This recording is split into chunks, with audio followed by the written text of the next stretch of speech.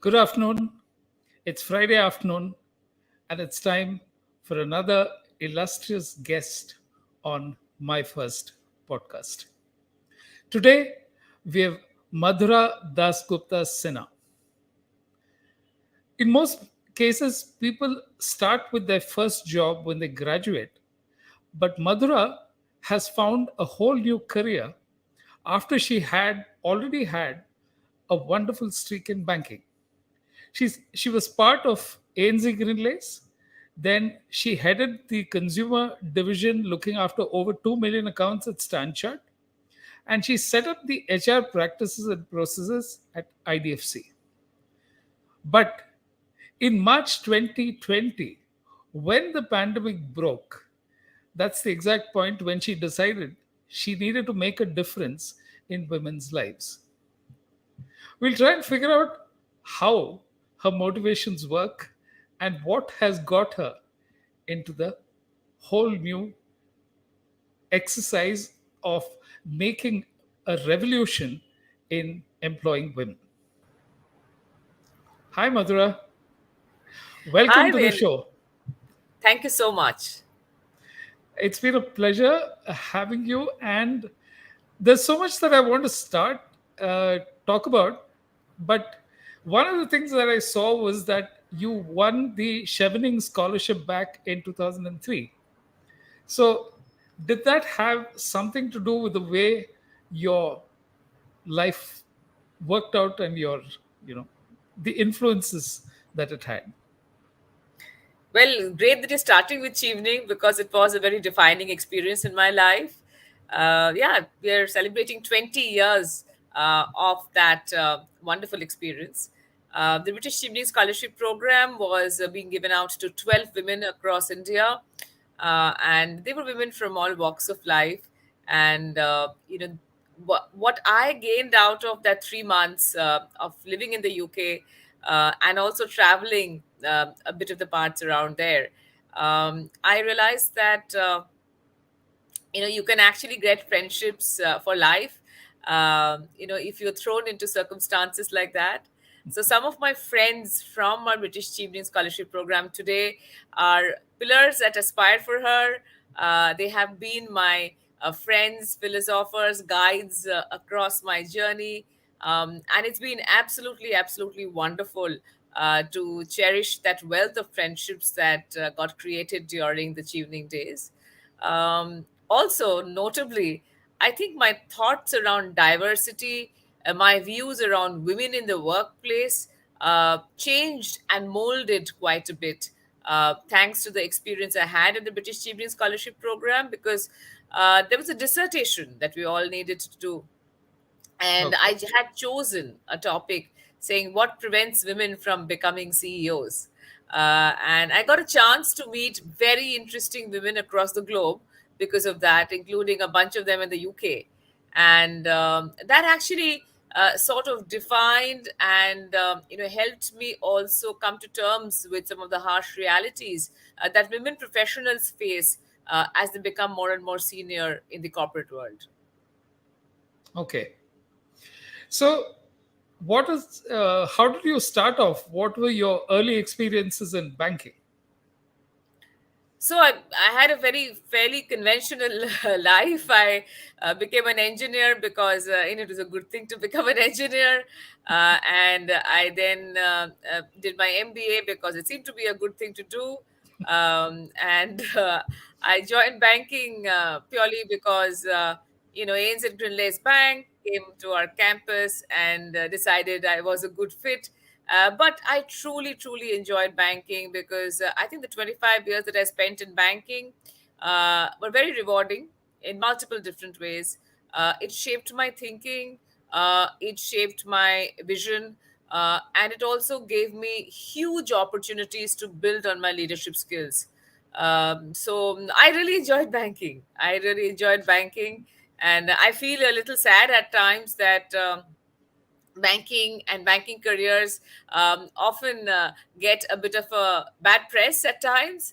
But Yeah. frankly, I think it can be one of the most enriching careers. I mean, not financially, but otherwise, one of the most enriching careers that one can have on this planet. Okay. This thing about relationship banking, you get these calls once in a way, you have people who, this thing. So, but what does it involve? How do you manage? Because very clearly, this is, this is a relationship that's built on a business. Yes. So when it comes to interacting with people who know very clearly that, yes, their interests are being kept in mind, but how is it that what are the kind of things that you have to navigate? So, look, banking is finally all about trust. And, Yeah. the bank that I started with right out of campus was ANZ Grindlays Bank. And that was actually called the Relationship Bank. And Okay. I think so many years ago, 25 years ago, they ran a beautiful program on their relationship managers, a beautiful advertising campaign actually, where they featured the real relationship managers, who would come forward, and their faces, and they were stalwarts because customers would absolutely swear by them. And what I saw in my early years in banking is, when you are part of a bank, you're a branch manager or you're part of the branch, you're part of a community. So the entire community trusts you, and the entire community wants to sort of embrace you and welcome you within them. You're there for a few years, but that does happen. So I used to be in Santa Cruz branch, and we had a lot of celebrity customers from Bollywood, and they would come and have a cup of coffee with me from time to time. I would usually get invited to all the parties of Bollywood, etc. And I used to read Stardust for professional development. So I needed to know the right things, and who was seeing who, and who was doing which movies, so that I could make intelligent conversation with my clients. But finally, when it all turns out to be the kind of person that you are, because often a lot of those customers, those clients, have become great friends, and they talk to me, when they're taking a life decision. They talk to me when they're wanting to make a big investment, or Yeah. anything that's coming their way, though I have nothing to do with their professional lives or with their banking lives anymore. But I think banking gives you an immediate access to the community, and it's sort of in those days, at least, I think it used to be a lot more evident. There was a huge amount of respect and love and affection for the banker, who was almost part of your life. I was Okay. part of another branch, which was a 24 hours branch in Breach Candy. And, again, I think the most high net worth catchment area in the country. And you were expected to know the dog's birthday as well at that point in time. And that was how deep relationships went. Okay, but what does a 24-hour branch involve? So you never Why shut, why does Okay, it never shuts, but the it never point shuts. is, Yeah. okay, which is what online banking is today. But before it came in, what was the fact that it never shuts is the only, or were there things that So I'll customers tell you a wanted? story. So there used to be a bunch of customers who would, again, this is, Breach Candy, one of the most premier, expensive locations in Hmm. the country. So there would be customers who would come in at 11 p.m. because they want to access the lockers, and Okay. they would take out their diamonds and then go to the party. Usually these would be all page three parties with fairly high profile folks, guests, and then they would come back at 3 a.m. and put their diamonds back. So this was Okay, diamond in, party in, and then diamond back in place and back to work. yeah, Okay. and because we were open at 3 a.m. and Yeah. therefore, it really, really helped them. So you're right that nowadays also banks never shut because you have it all on your mobile phone. And in those Yeah. days, we were not as, Yeah. as tech friendly as we are today. Banking wasn't as digital. But this is something that you cannot do digitally, right? So a Yeah, 24-hour exactly. bank did help, and our customers Yeah. loved the fact that we never shut. You just could not put the shutters down. That's it. But sometimes aren't these customers extremely demanding as well? I mean, can't it get, it can get a The little, Peach Candy customers were among, I think, the most demanding that I have ever seen in my life. They were extremely, they knew exactly what they wanted, and the world was out there to give it to them. But I think it yeah, was one of the best learning experiences in my life, because later in life I realized that if I have managed a Breach Candy customer well, and if I've kept them happy, I can keep anybody happy. That's so just about. that's the gold standard of customer management. Absolutely, absolutely, absolutely. Because they were difficult, they were demanding, but when you walked with them, with Yeah, on their journey, then they yeah, would also become great friends. So I think it also gave me a lot of confidence about my own relationship management skills, and yeah. how that can how perhaps I was kind of, I think, trusted, and Mm. and there was I felt there's a huge responsibility, Yeah. and I sort of liked being part of that entire circle of trust, really. What were the Bollywood customers like? Were they, Oh, obviously when you see them without the glamour, without the, where they're asking about the mundane problems as opposed to something else. Uh, no, I mean, the they were concern. amazing. They were amazing, Okay. and at that time, we had customers, actors, producers, directors, and a whole lot of them. So we had, one of my really, really favorite clients was Aishwarya Rai's father. Okay. And he used to keep coming. Mr. Rai used to keep coming to the branch and having a cup of coffee with me almost every day, and it was like my favorite ritual to start my day. And he Okay. would talk about what Aishwarya was doing in those days, really long back, and Yeah. much before she got married. Yeah. We had such a wonderful relationship, and that he would share his challenges at times, and he would share how blessed he felt, as a family, because Ashwarya's career trajectory was really, really taking off, Yeah. and we all felt Massive. very, very proud of her. Yeah, she was going to Cannes, in fact, and there was one episode, and at that time we used to have travelers checks, and if you recall, uh, the travelers checks had to be signed in the presence of a branch official. And Okay. so I was a branch manager, and I was supposed to go to her house, and she was going to Cannes, and I was supposed to go to her house and hand over the traveler checks, because it had to happen in my presence. Okay. Suddenly I realized that my boss and his boss suddenly got very excited about travelers checks, and so I was like, okay. And they said, really, can we help you in some way, and we can go across and do this for you. And I had never seen this enthusiasm and this excitement for any other customer and any other traveler checks. So it was indeed a very Yeah. funny moment, and I said, I think I'll manage. But they were very, very interested and insistent about being of service to me. No other motivation at Yeah. all. They just wanted to help me out, and Yeah. Yeah. carry to the customer.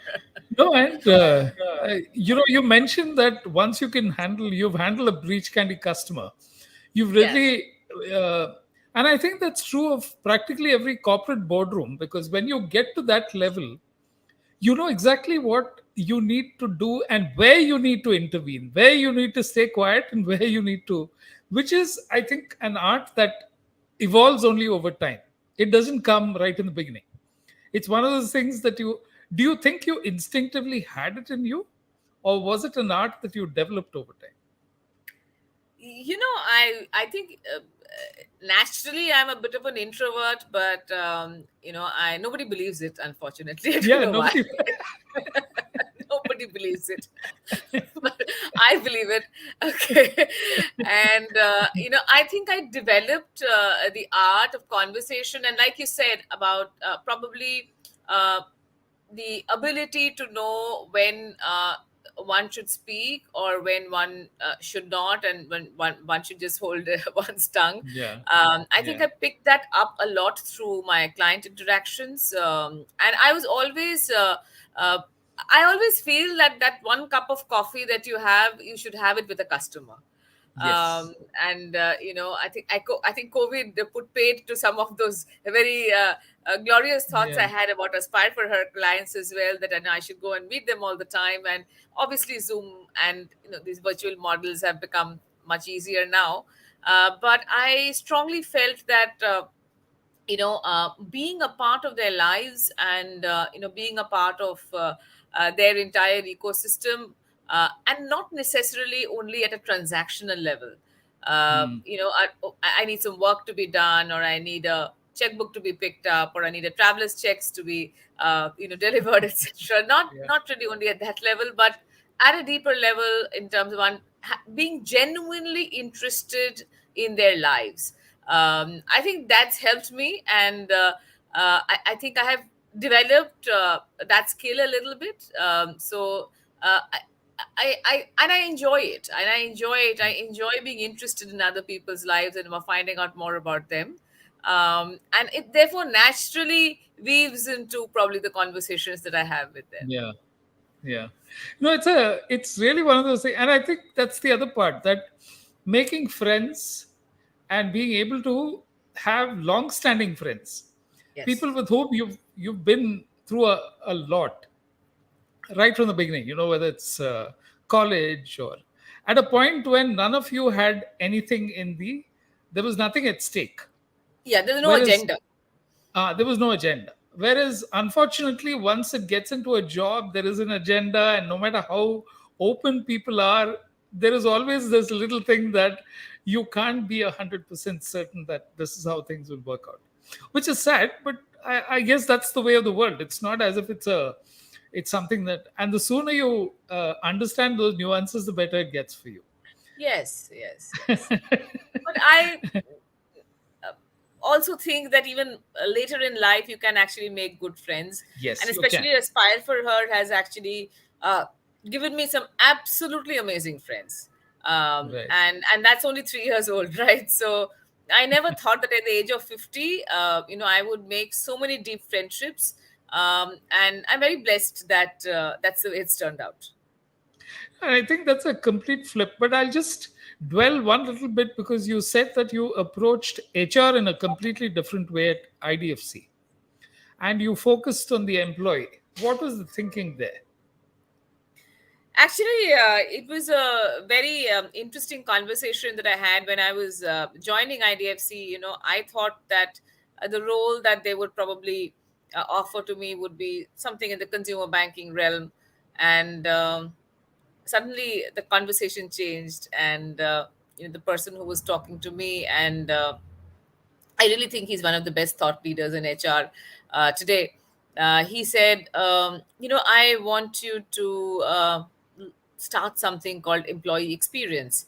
And I said, look, I have not even done an HR degree, and I've never done an HR role in my life. I have been a consumer banker all my life. And why do you want me to do this? And he said, we're going to be the 89th bank in the country. And we will not be able to attract talent unless we have a very strong talent proposition. And that talent proposition can happen if we treat our employees like our best customers. So, hey, I want somebody like you who's dealt with customers all their lives to come in and set up employee experience at IDFC. So that's how that journey started. And it was a fascinating journey of actually building a bank. Because when I joined IDFC, it was not a bank, it was still an NBFC. And only after about 1.5 years did the bank, take birth. So Great. But that was in a bank, when you started, IDFC would have had how many employees on board? Would have had roughly about zero. zero. You're part of the founding team. Wow. Yeah, yeah. Okay. So I was actually the probably the third or fourth person who Okay. joined for the bank. So I joined the NBFC. I joined the other entity because at that time there was no banking entity. But I was the third or fourth person who joined for the bank. So and then of course by the time I left, we had 20,000 employees. Wow. Okay. Now, this is one thing. It's easy to maintain a relationship when the number of people is small, but Yes. as you extend and it goes geographically, it spreads across many regions. What's the key? How do you ensure that this employee first is something that you're able to implement right down the line? So, we used a model of employee experience, and we used a combination of tech and touch. As we grow, it's very difficult to replicate that same warmth and affection and touch-based models, across the employee base. So what we did is we started something like an employee experience relationship manager, and Okay. this was something that we used to do in banking quite successfully. So the EX RMs, or the employee experience relationship managers, would actually be in charge of a certain set of employees, and they would be the sole point of contact to ensure that the bank's policies, processes, relationships, any needs that they had were sort of met. So when we started, we looked at employee journeys, and we looked at journey mapping very closely, and we actually mapped out 18 employee journeys. Uh, Okay. we started at the time that any person would start thinking about a new job, and how can we be in their inbox, how can we be there in their Instagram feed, how can we be there in their social media at that point in time. That's when a journey actually starts, the employee journey starts. um, and then it continues into onboarding and recruitment and all of that. And the journey actually never ends, Yeah. because because if you've been a part of an organization, and if that organization has walked with you for a part of your professional journey, then you always remain an alumni. You always remain a part of Hmm. that organization. A part of it, a part of you also gets left behind there. So therefore we feel that it's a journey with a beginning but not with an end. And all of those 18 journeys, we actually sat down and we used a lot of tech based approaches to ensure that across the moments of truth of each of those journeys, we also used a bit of touch. So Okay. critical moments of truth, like for example the day that you join, or the day that you get your letter. And we used some very small things like, when the employee was getting welcomed into the organization, and when she got the letter, we would also give a bouquet of flowers to the spouse. And this was something that at that time was very, very unusual. And in many cases, the spouses got their first ever bouquets of flowers from the bank. So Yeah. so they were very, very touched, and they said, wow, this is really cool. And Yeah. they would also ensure that as a part of the journey, they would also ensure that their wife or their husband definitely goes and joins the bank, because they felt very special, and they felt Yeah. very, very welcomed. After a Yeah. few days, the employee would actually get a Starbucks card, a preloaded Starbucks card. While the flower was meant to win over the family and to welcome the family to the bank, the Starbucks card was meant to win over his colleagues and friends. The thought Okay. process being that he or she would go to Starbucks and take other friends along, and also talk about the wonderful new place that they were joining, and therefore the friends would also want to apply and come and join. so No, that's so I think you've touched on something really important here, that, you know, the way the employee works with the organization and the experience, and Yes. her experience after she leaves contributes just as much to how easy it becomes to get people in later. Because all it Absolutely. takes is for someone who's worked somewhere to say, no, I didn't like it very much, to turn people off. Whereas if they say, go ahead, you're going to learn a lot from there, it just becomes progressively easier. And I think Mudra Absolutely. also used to do this, that the spouse, the wife or the husband would get something, and it Right. always did make a difference, Oh, because these are those things that, it's a very small yeah, gesture, but it right, made a huge difference. And we continued this for a few years. And of course, every organization evolves, and yeah, every organization goes through its own journey. But I think we got a lot of accolades, and we got a lot of awards for the kind of impact that this created. And the fact right. that employees really looked at it as a very warm, welcoming workplace, which truly sort of celebrated merit, which truly celebrated its employees. Yeah. No, and this is true. The other aspect is really to reflect truly what the organization is. So if it's a serious place, if you project fun in the ad, it normally attracts the wrong people. So, Yes, yes, so yes, I think it's so important to get the tone right. So some people feel that, no, but I will not get the right person. The whole point is that, like you said, the journeys have to be mapped, and then you have to yes, figure out exactly who fits in and who will deliver. Only then does it yes. really make sense. Yeah. Yes, yes. Okay. So, The whole journey mapping, journey mapping journey that we did, which is across right. all those 18 journeys. That was one of the best learning experiences in my life as well. Hmm. And I can imagine how, uh, going to 20,000 from zero is really something. So it's not something that a lot of organizations will not have that rate of growth beyond a certain point. So you understand Yes, scale, you understand yes, how, yes, yes, it takes it to that level. yes, So let's say now the part which you're really, which you're wholly invested in, yes. March 2020, I think the whole world was worried about the impending pandemic, and you decide that you want to start a new company, or you want to get into this. I didn't know that the pandemic would start right after that. So 8th of March Okay. is when we wanted to launch. And Okay.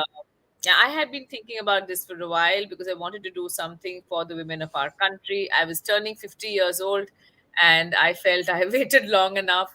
And I was looking at the devastating data, and I was very, very upset.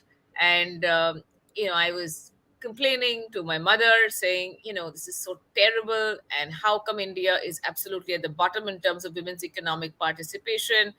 And look at LFPR, look at labor force participation rate for women, it's going down every year. It goes down a bit, and just very unobtrusively it seems to just slide. We've dug ourselves into some kind of hole. What are we doing?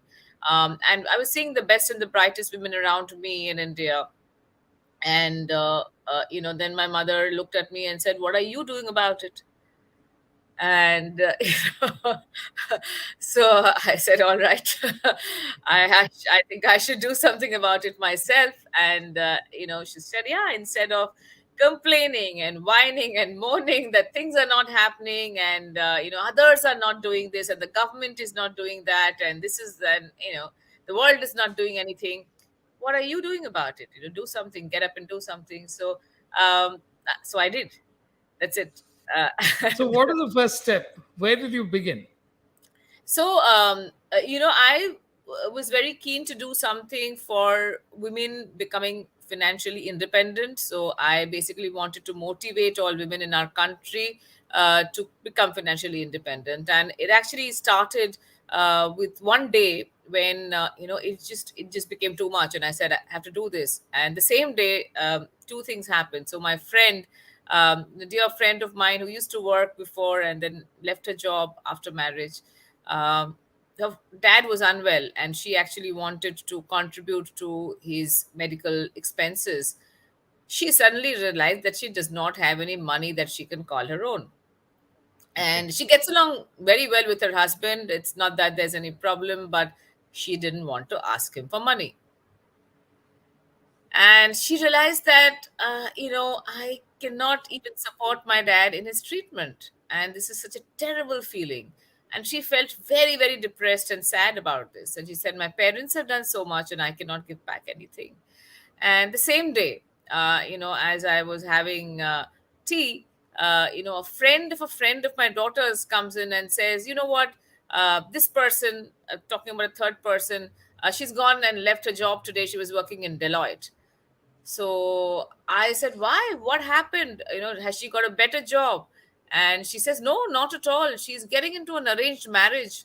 And the boy's family has said that the women in our family don't work. So she has resigned. And, you know, I said, does she not know that she's going to become my friend, my morning friend, in 20 years' time? Does she not know that this is going to happen to her? So somebody needs to tell her that this is going to happen to you. And that's how I thought of the name Aspire for her. And that's how I said, let's get this started. And that's how I started. So I worked for about, I would say, maybe a 1.5 months. I think I started sometime in Jan, and then I started working, and I found somebody who would help me do the website, put together the basic creatives and all of that, do some little bit of social media, etc. And I was actually landing in the US on the 7th of March, because we wanted to spend spring break with my daughter. And so the whole flight, I was actually signing off on things and looking at the designs and looking at the website and all of that. So the whole flight was very productive. And we landed and we thought that there was something wrong. I mean, at that time, the pandemic was a little, I mean, it was there, but we felt that it would go off in a few weeks, right? All of us felt that way. And in the US, everybody at that time was very, very, bindas. They were doing their own thing, Yeah. and nobody seemed to feel that there was anything wrong. And we felt that we were, probably being ultra cautious, or we were being a little paranoid. And then suddenly everything escalated in that week. So we launched Aspire for Her on the 8th of March, and I was in Boston, and a bunch of folks here across India and other parts of the world all sort of signed in, logged in, and we said, hey, we're on, and we launched. That's it. And the flight, as I said, most of the stuff got done on the flight. So that's it. That's how we launched. And the first day, I think we had just a few people signed up. A lot of my daughter's friends signed up, and every hour we would see to see how many new people signed up to Aspire for Her.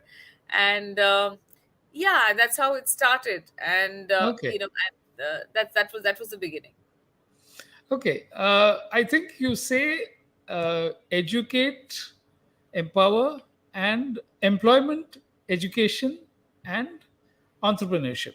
Those are No, the we actually three. say we say E cube is equal to MC cubed. Okay. Okay. That's how you see the $1 trillion that's opportunity. that's how we see the $1 trillion opportunity. So E cube is essentially employment, entrepreneurship, or education, which leads to one of these two. So Okay. deliberately, I put education third because education has to lead to either employment or entrepreneurship.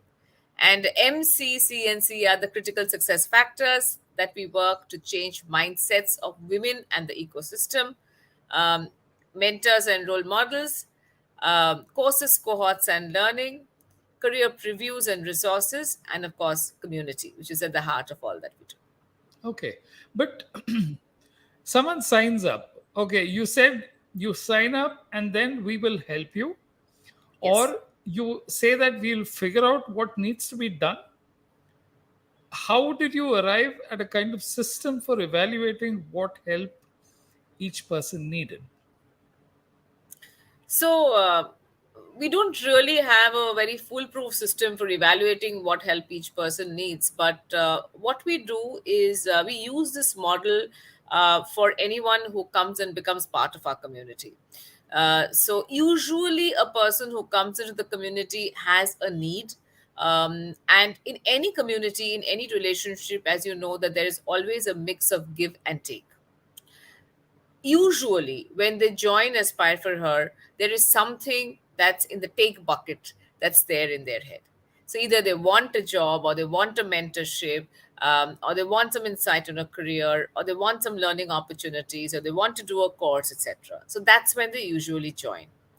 And in our experience, what we've seen is that the give and take sort of progresses along as they go along. And at one point in time, they reach a point to say, hey, I want to give back now. Okay. I'm a returning woman. I have come into Aspire for Her. I have done the Amazon course. I have got a fantastic job in Capgemini. I feel very happy that I could actually get back into the workforce after 10 years of break. And now I want to give back. I want to ensure that 10 other women, 20 other women, 100 other women like me also find their way back into the workforce. And I help them with their interview preparation. I help them with their confidence building. I help them with negotiation skills, and I give back and pay it forward. That's been the philosophy of our community all through, that it's a mix of give and take. When you come in, you're probably in the take mode, but as you progress and as you grow within the community, you start giving. And there could be another point in time when you want to get back into the take mode again, but it is a community for a lifetime. And it is just like any other relationship, but we want to be that trusted partner by your side. So, do you fundamentally believe that women helping women has a better chance of success than people who say that no, we must uplift? There's this whole thing about policy where you say that first, I need women to be. So there was supposed to be, okay, 30% of the seats reserved for women. So that something will happen. But we found how that went, because essentially they became proxies. Then there were other things. So how is it that you're able to figure out what is working and where is the pushback?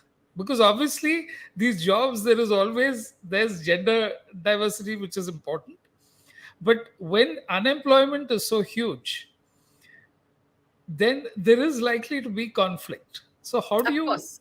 what are the things that you look at to help people get over the problem, or to understand what is it that they need to do? So, we have a lot of corporates who actually work with us, right? Right. And, we have Amazon, Google, we have Standard Chartered, we have DBS, we have Deutsche Bank, we have JP Morgan Chase, Morgan Stanley, Adobe, Salesforce, IBM, a whole bunch of organizations. These are really forward looking organizations of our country.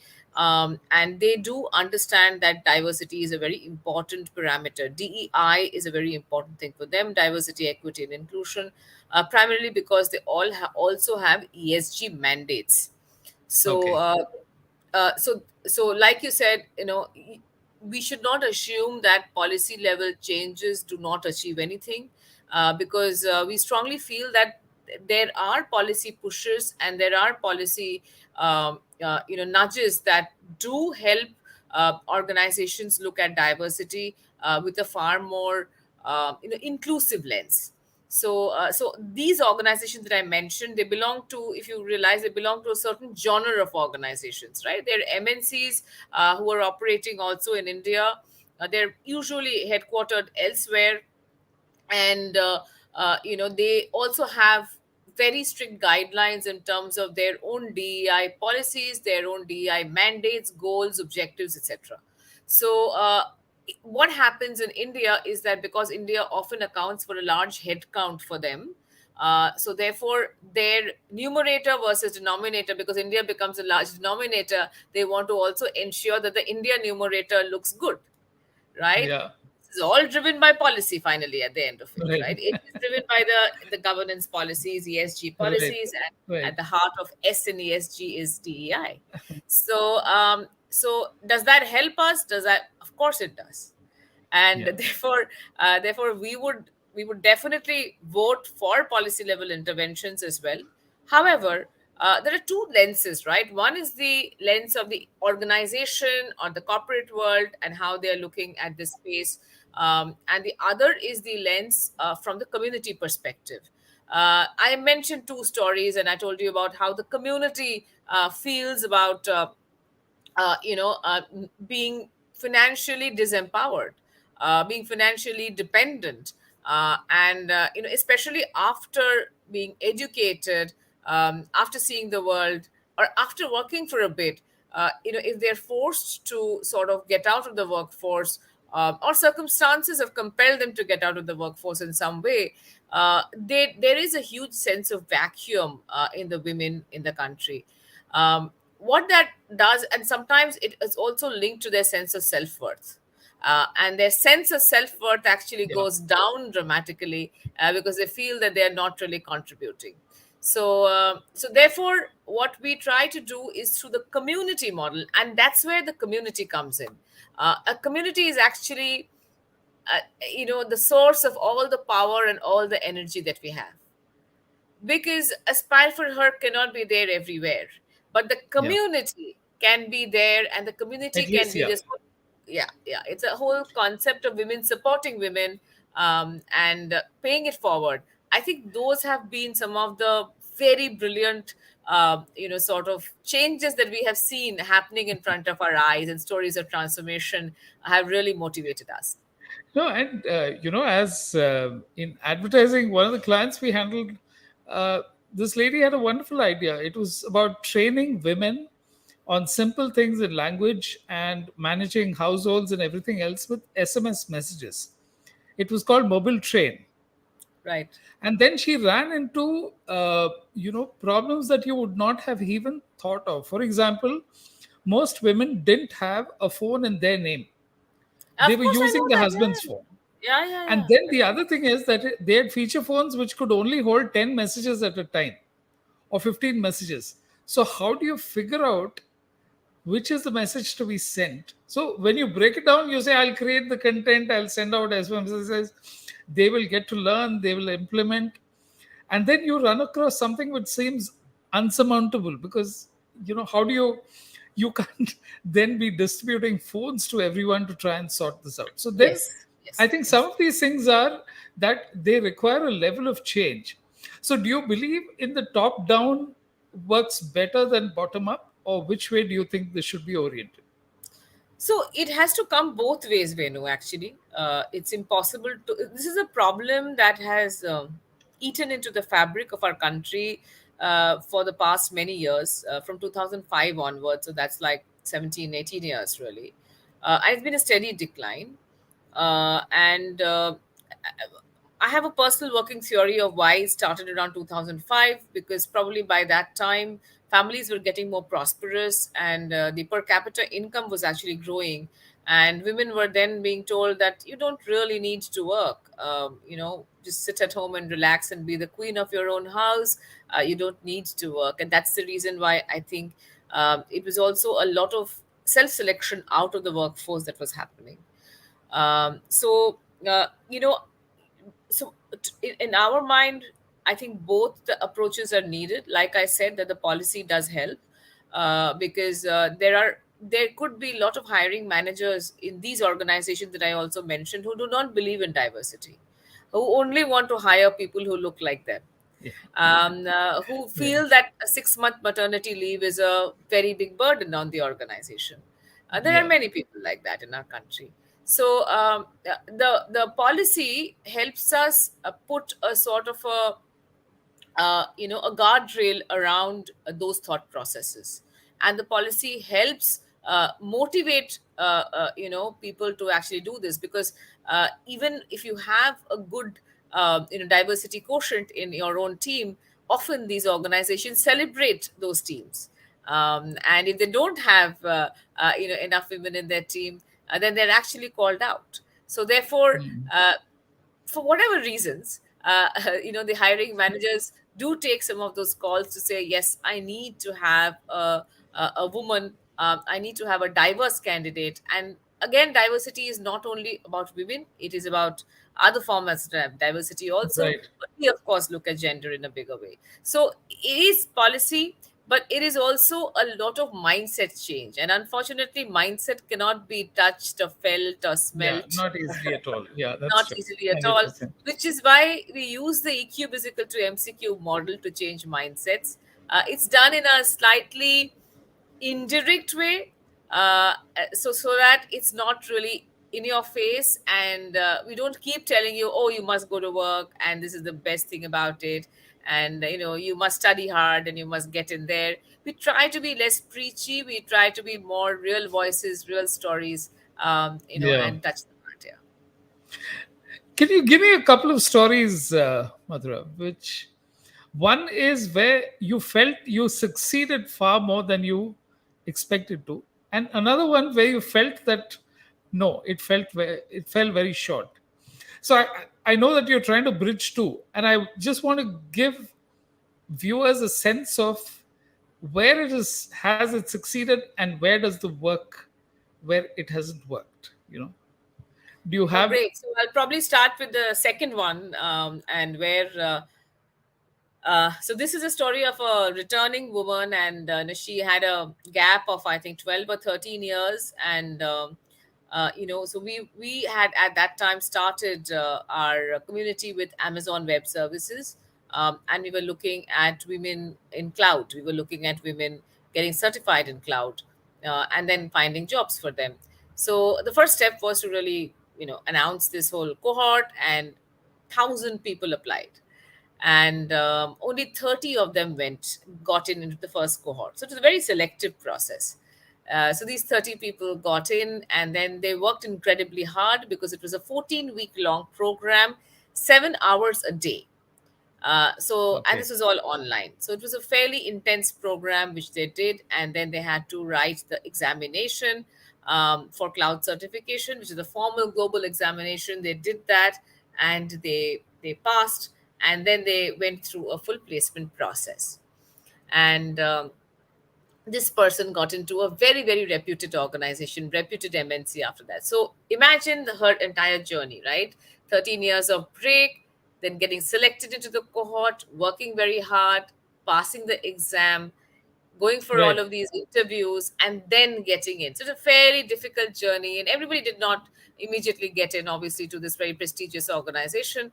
She gets in, and then after a few days, like we are prone to do, we told her, hey, listen, come in and you must tell your story to the community, because now you have to pay it forward and you have to talk to them.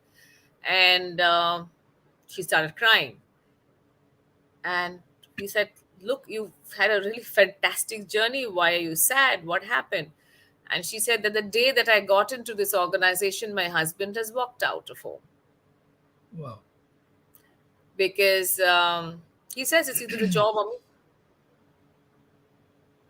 My And goodness. look at me, I've taken an incredible amount of effort, I've invested, and I've gone through so much of pain to get myself trained and retrained and reskilled, and here I want to get back into the workforce, and I've managed to do this, and this is what happens.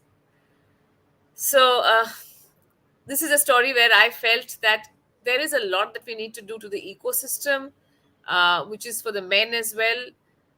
We're clearly not doing enough. Uh, I think that's something that left me feeling No, very, very that's, sad. I mean, that's really a, I mean, it really illustrates both sides of the divide. At Yes. one point, having to do so much of work in order to get there. And finally, you're stymied not because you didn't make it, but because someone else is feeling insecure, which Yes. is, Yes. that's the saddest part of the entire thing. Which is a And I very, very think sad part.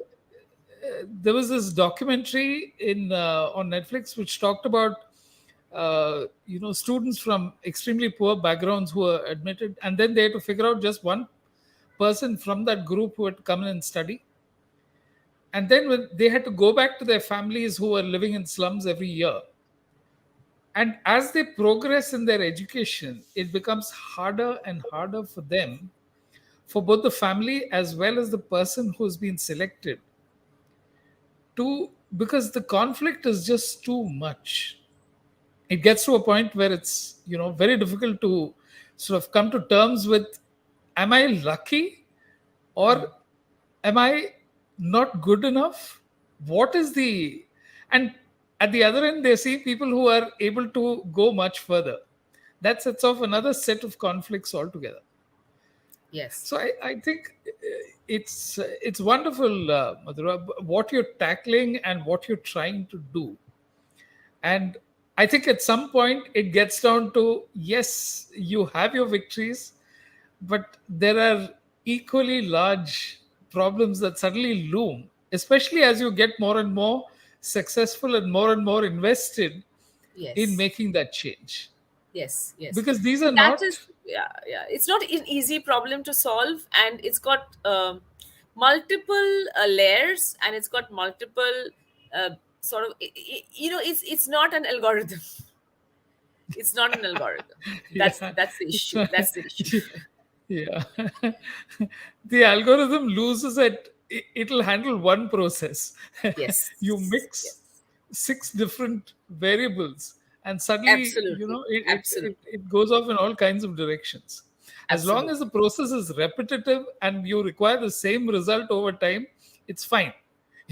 Yes, Apparently, yes, even Chat GPT goes off into hallucinations if you ask it to, keep doing the same thing over and over again. You start getting results which are not by any yardstick normal. So yeah, yeah. that's a thing. So I think it's wonderful as to how I can tell you the other you've got. story as well. You asked for two Yeah. stories, right? So I can tell you the Yes. other story as well, which Yeah. sort of always motivates me, inspires me. And this is, a person who is from a small town in Maharashtra called Dhule. Her name is Preeti Kate, and we started the Not Alone community after the brutal second wave of COVID. This was in the month of May 2021, exactly 2 years Okay. ago. And the community started because I was very, very devastated. We lost a classmate. We lost several classmates, but for this particular classmate, we were trying to raise a corpus for the daughter's education. And I called the wife and said, "Hey, I need to get your account number because I'm creating this WhatsApp message so that everyone can remit the funds to the account." And she said, "I don't know if I have a bank account." Wow. And these are all people like you and me, okay? And I was absolutely devastated, and I said, this is what's happening to the women of our country. They are often missing out. I mean, they're losing their primary breadwinners without even a chance to say goodbye, and they do not even know whether they have a bank account. Forget whether there are huge credit card debts, or whether there are loans hanging on their head, or whether the house is in their name or not, or whether the whole PF thing is in a mess. I mean, we found, anyway. So that's how we started Not Alone, a community meant solely for women who have lost their primary breadwinners to COVID. And that community turned out to be a huge source of inspiration for us. And we went headlong in after this conversation, and I said we have to do something. And we used the same E cube is equal to MC cube model like we use for all our communities, except that the mentorship piece was very, very, very strong here. It was almost like an anchor. It was not really a mentor. Some of our wonderful mentors, they became anchors, and they helped many of the women take charge of their lives. Many of them were being thrown out of their homes because their in-laws did not want them anymore. They did not know their legal standing. Many of them didn't know finances. It was a huge mess. They were emotionally devastated, financially insecure. It's the worst ever combination that can happen to anyone. Yeah. A lot of them felt like they would end their lives. And this person, Preeti Kate, actually, her husband was very young, in his 30s. She had two young children, aged in laws and parents, and lived in Thule. And husband died due to COVID. And she had never worked in her life before. So Preeti, uh, almost was at a point when she was giving up on life, and then she came and joined the community, the Not Alone community, and she went through all the stuff that we were talking about. We had a lot of sessions, we had a lot of stuff on mental health, and then I had a wonderful mentor who was actually leading this whole thing, and then she decided that she would take charge of her life, and she started an abacus class in Thule. So she's an entrepreneur, and Wow. she has uh, more than 62 children now who actually do abacus with her. She's winning awards at a state level and at a district level, and she's talking on LinkedIn with the colleagues of her husband, and she is celebrating her victories there. Oh, So that's a that's a real story. heartwarming story, Madhura. Because again, I think it's wonderful. Do you think it's down to the individual, or do you think that there are some people who never give up? What does it finally add up to? You know, I think the power of the community lends power to the individual. Okay. So, if the individual earlier was feeling very lonely and very alone and very shaken, once they realize that they're not alone and there's an entire community around her, she automatically becomes far stronger and far more powerful, and she discovers that power within herself. Wonderful.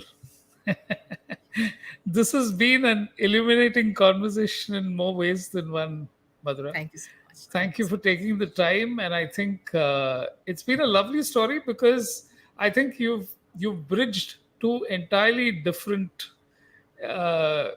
banking where you're dealing with some of the richest and the most well-to-do people, and then going to a set of people who lack even the basics in some of the. Yes. So Yes. more power to what you do. uh, I hope that it really aspire for her meets millions of aspirations, and at the end of the day that's the point of change, and I think that's Absolutely. where you're really focused and working to change. Thank you so much. Thank you, Venu. Thank Thank you. you for being on the show. Thank Okay. you. Bye. That was Madhura DasGupta from Aspire for Her, a banker who changed the course of her career to help the less privileged and to work for both diversity and inclusion. Thank you for listening, and we'll be back next week for our 25th episode where we're flipping the equation. Instead of people looking back on their lives, we are talking of what will happen in the future.